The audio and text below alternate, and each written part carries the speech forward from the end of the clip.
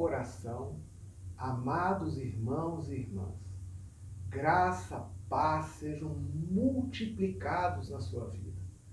Que bom reencontrá-los novamente aqui, para juntos nos debruçarmos sobre a palavra de Deus e refletirmos sobre a segurança que vem da fé, que decorre, que resulta da fé em Jesus. A fé tem muitos efeitos positivos e produz muita coisa boa na alma de quem crê. Um dos produtos da fé é a segurança, a certeza, a firmeza, a estabilidade da alma. Hoje quero abordar o tema do caminhar seguro na fé. O livro de Hebreus foi escrito para pessoas que estavam passando por uma situação muito difícil. Suportavam muitas lutas, muito sofrimento, insultos, maus tratos, tribulações. Alguns até foram encarcerados por causa da sua fé. E outros tiveram seus bens confiscados. Imaginem que situação difícil. Eram crentes no Senhor Jesus, creram no Evangelho e estavam experimentando dificuldades e angústias enormes. Por causa disso, sua confiança estava abalada. Questionavam a fé em Cristo. E alguns queriam desistir, abandonar o seguimento a Jesus e até a participação na comunidade da fé. Alguns talvez cogitassem a ideia de que, por confiar em Jesus, nenhum problema deveria alcançá-los. Mas não é assim. Às vezes as pressões e as tristezas são tão grandes que o desânimo bate na porta da alma, nos pega de jeito e a fé parece que esmorece, queremos desistir da caminhada. Por isso o texto de Hebreus foi escrito, para animar. Ele está cheio de mensagens de encorajamento, de estímulo a perseverar na fé. A leitura desse livro vai revigorar o seu ânimo na caminhada com Jesus. Há em Hebreus dezenas de indicações sobre como caminhar, como nos movimentamos na vida a partir da fé. O propósito divino de conduzir muitos filhos à glória, glória não como destino, mas como condição, como pessoas com a glória restaurada, é anunciado logo no início. Por isso somos alertados a não ficar estacionados, estagnados, como os antigos israelitas no deserto, que não entraram no descanso por causa da sua incredulidade, por causa da desobediência. Também somos exortados a nos esforçar para entrar no descanso prometido por Deus. Jesus, nosso sumo sacerdote, já passou por todo tipo de tentação nessa estrada e conhece bem as nossas dificuldades, as dificuldades que experimentamos na caminhada cristã. Assim, somos estimulados a avançar sempre, a perseverar e a nos aproximar de Deus. Uma das declarações mais conhecidas de Hebreus é o chamado para entrar pelo novo e vivo caminho que Jesus nos abriu. Por isso, não devemos retroceder jamais. Muito antes, pelo contrário, precisamos nos desembaraçar, nos desvencilhar de tudo que nos atrapalha e prosseguir na carreira que nos está proposta, seguindo o exemplo, o modelo, a inspiração de Jesus. O destino da nossa caminhada, na linguagem de Hebreus, é chegar experimentalmente ao Monte Sião, a cidade do Deus vivo, a cidade celestial, aos milhares de anjos em festa, à igreja dos que têm os nomes escritos no livro da vida, a Deus, o juiz de todos, aos espíritos dos justos, a Jesus, o mediador da nova aliança. Podemos então dizer que Hebreus é um mapa dinâmico, ilustrado, que mostra como caminhar seguro na jornada da vida por meio da fé. Um mapa cheio de informações, sinalizações, indicações, coordenadas. Hebreus foi escrito para fornecer o roteiro, as coordenadas para caminhar seguro a partir da fé, sejam quais forem as circunstâncias. Em dias como os nossos, nos quais muitos de nós experimentamos tantos sentimentos e afetos de insegurança, temores de morte, preocupação em relação ao futuro profissional, às finanças, precisamos conhecer as direções do céu e examinar as coordenadas para seguir firme e atravessar a conjuntura crítica que vivemos. A primeira coordenada é prestar atenção diligente ao evangelho anunciado por Jesus. Por isso é preciso que prestemos maior atenção ao que temos ouvido, para jamais nos desviarmos. O termo desviar-se refere-se ao afastamento de um navio não bem ancorado num porto, um navio levado pela maré, ou de um bote levado pela correnteza por não estar devidamente amarrado à margem.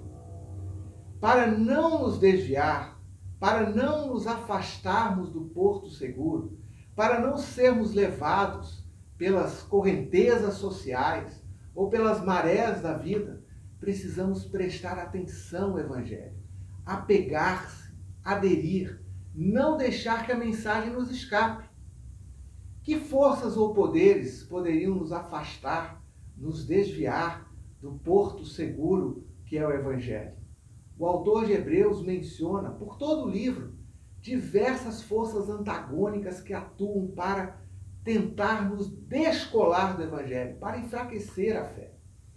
Há falsos ensinos, há banalização do pecado, há apego a rituais e tradições religiosas, supondo a obtenção de mérito, há o moralismo, os usos, os costumes, com a sua ênfase na justiça própria, há teorias e especulações humanas ante Deus, e há, especialmente, a rebeldia e a incredulidade.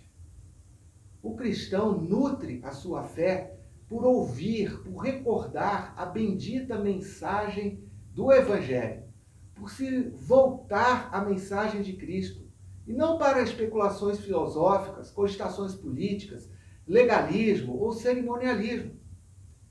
Todas essas forças, quando alojadas no coração, corroem nossa comunhão com Deus, bloqueiam a caminhada cristã. Diante de tantos poderes e forças hostis, somos convocados a prestar novamente atenção na mensagem anunciada pelo Senhor e confirmada pelos que a ouviram. Deus também deu testemunho dessa mensagem por meio de sinais, maravilhas, diversos milagres e dons do Espírito Santo. Por que considerar com atenção esse Evangelho? É porque a ideia é comunicada para não permitir que a mensagem de Jesus se aparte da nossa mente, do nosso coração.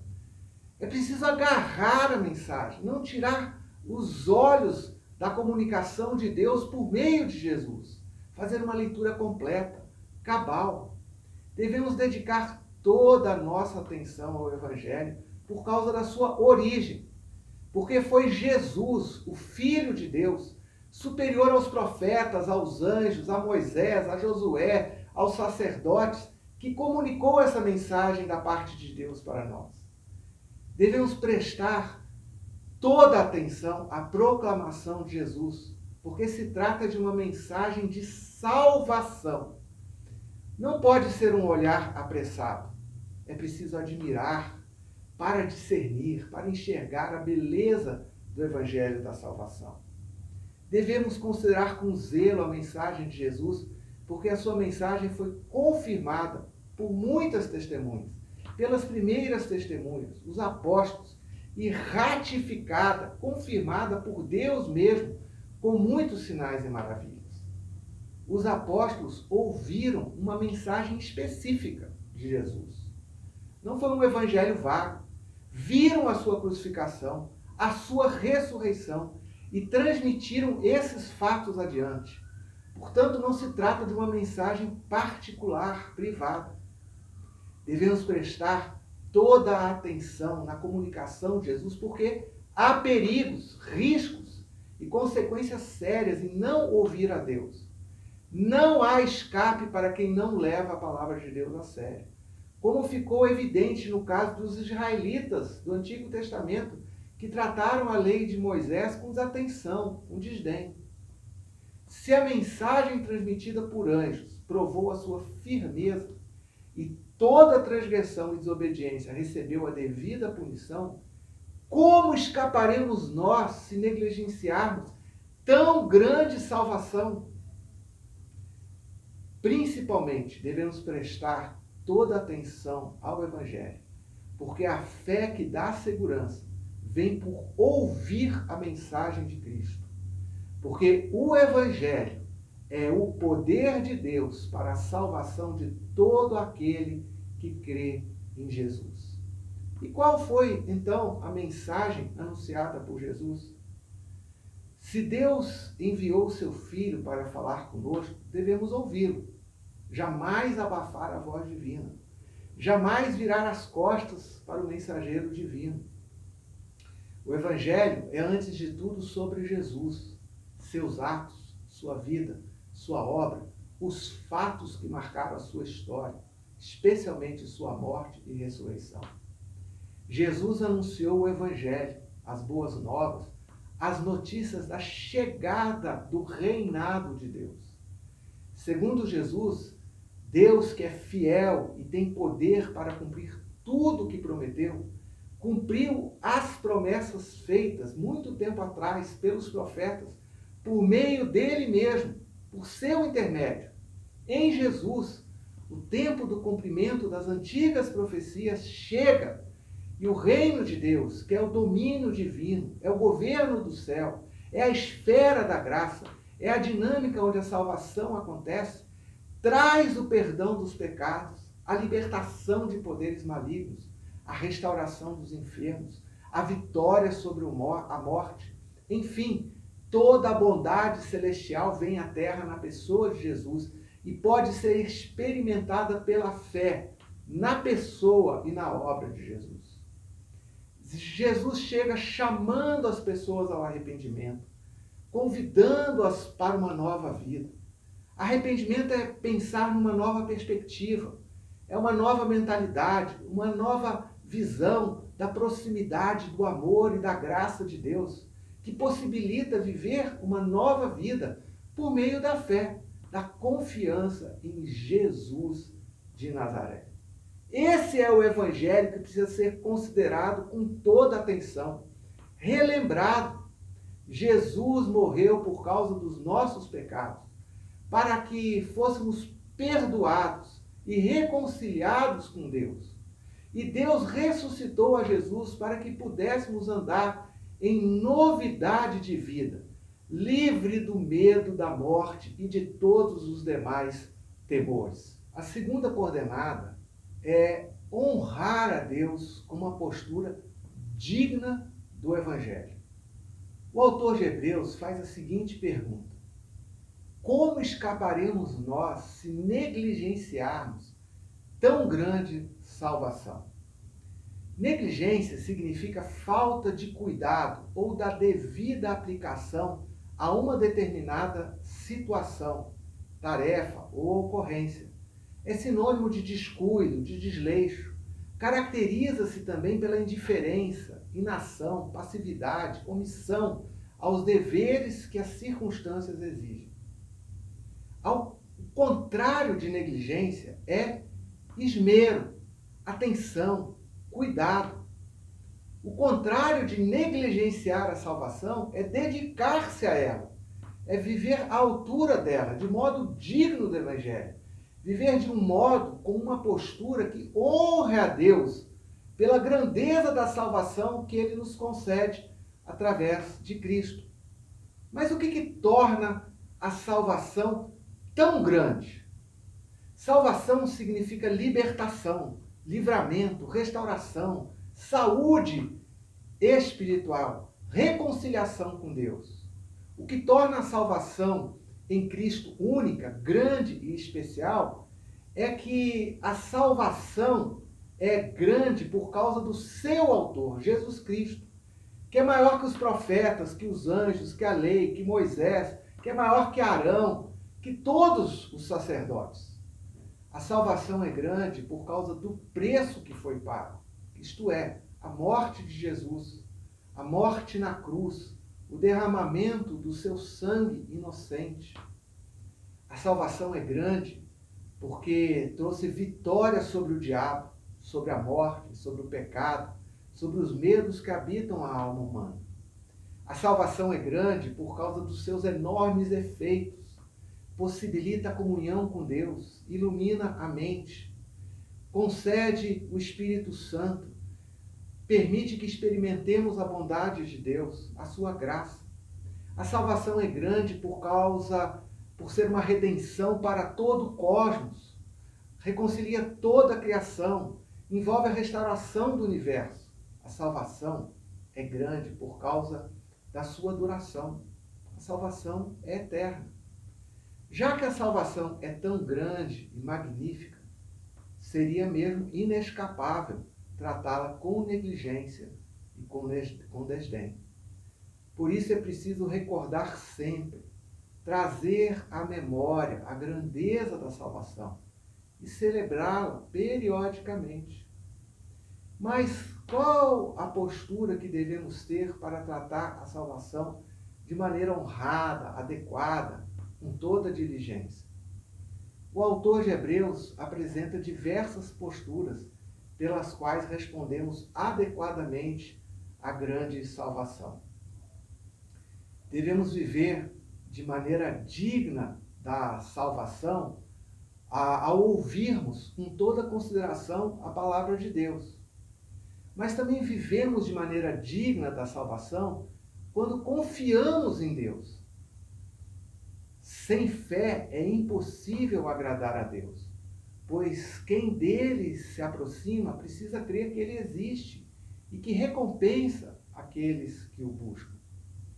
Vivemos de maneira digna da salvação quando obedecemos a palavra de Deus e as orientações que Deus nos dá, produzindo frutos e obras que correspondam às ordens divinas. Vivemos de maneira digna da salvação quando perseveramos no caminho do seguimento a Jesus, apesar das circunstâncias adversas que eventualmente enfrentarmos. Vivemos de maneira digna da salvação quando trabalhamos para Deus, servindo, ajudando e cuidando das pessoas à nossa volta. Vivemos de maneira digna da salvação quando honramos a Deus com os nossos dízimos e os nossos bens. Vivemos de maneira digna da salvação quando nos reunimos, quando nos congregamos como povo de Deus para adorá-lo, com louvores que saem dos nossos lábios, confessando o seu nome. Quero concluir essa comunicação lembrando que durante todo o livro de Hebreus, Jesus é chamado de sumo sacerdote, o nosso sumo sacerdote. A sua obra e ministério sacerdotal já foram consumados por meio do seu próprio sacrifício, realizado de uma vez por todas, lá na cruz. E, embora o Senhor já tenha completado a sua obra, ele agora sentado à destra de Deus, intercede por nós.